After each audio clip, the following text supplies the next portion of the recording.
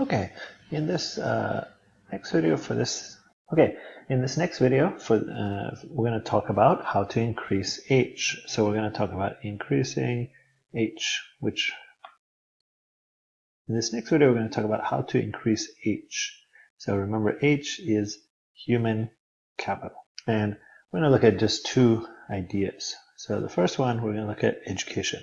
So one main way that countries increase human capital is by increasing education, so they make it more accessible, cheaper, help people get more of it, etc. Also improving the quality. So again, we're going to increase our production. This is going to increase productivity by increasing human capital.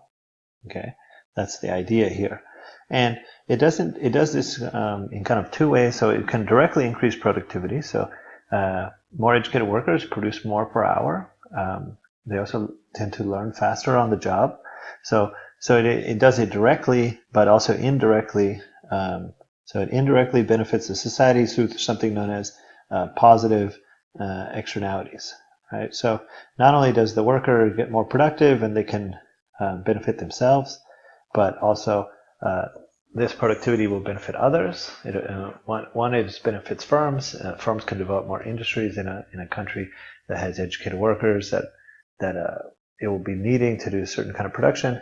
But it also has benefits that are outside of production as well. There's a sidebar in your textbook, chapter 7, discussing about education of women in particular and the effects that it has on the family and on the next generation.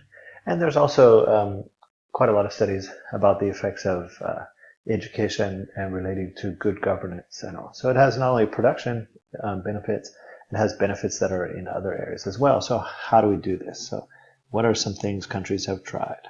So, well, one is, this is common, subsidizing higher education.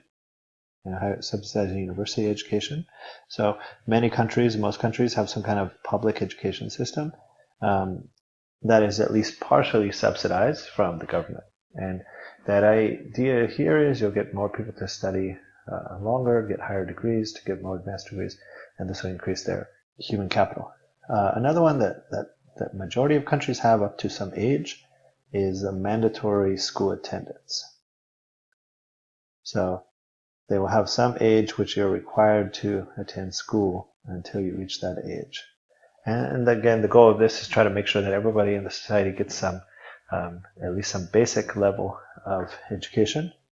Something you may or may not have heard of, it's called conditional cash transfers. In short, they're known as CCTs.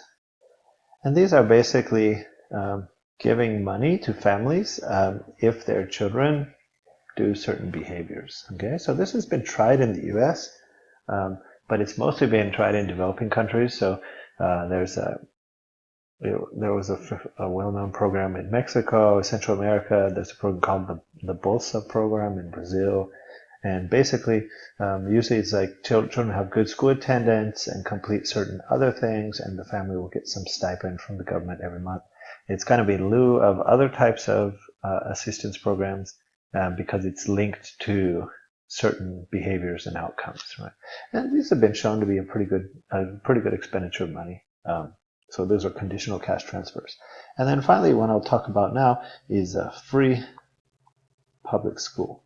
Now, some of you, although you're very aware that university education is only partially subsidized and is actually quite expensive in the United States, some of you might be thinking, well, of course, free public school K-12 is a given.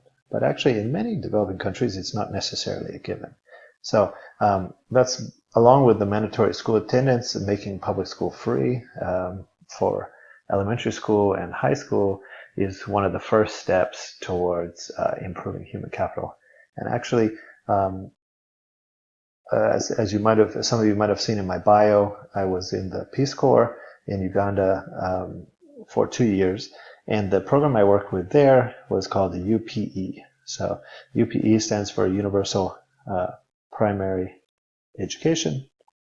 And again, the goal of this program was to increase the education level. So up to that point, the Ugandan education system had quite a bit of cost to primary school, and many low-income students didn't go to primary school.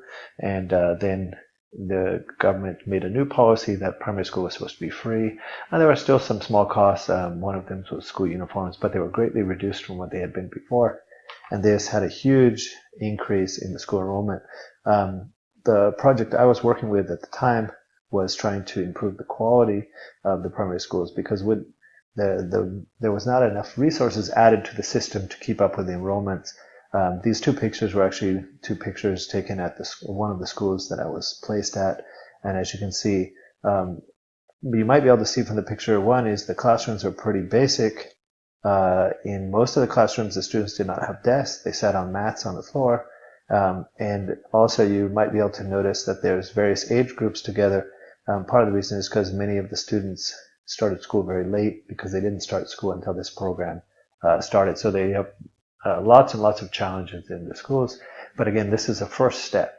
Now, looking forward, just as kind of a case study to discuss this, looking forward to now, almost 14, 15 years after my Peace Corps service, Uganda has made some progress in this area. So they eventually followed this program up with a universal secondary school that wasn't quite universal, but the average education level amongst young people now is much higher than the previous generation, and thanks in part to this universal primary education program. So yeah, free public school and mandatory school attendance is sort of a basic step along this increasing human capital.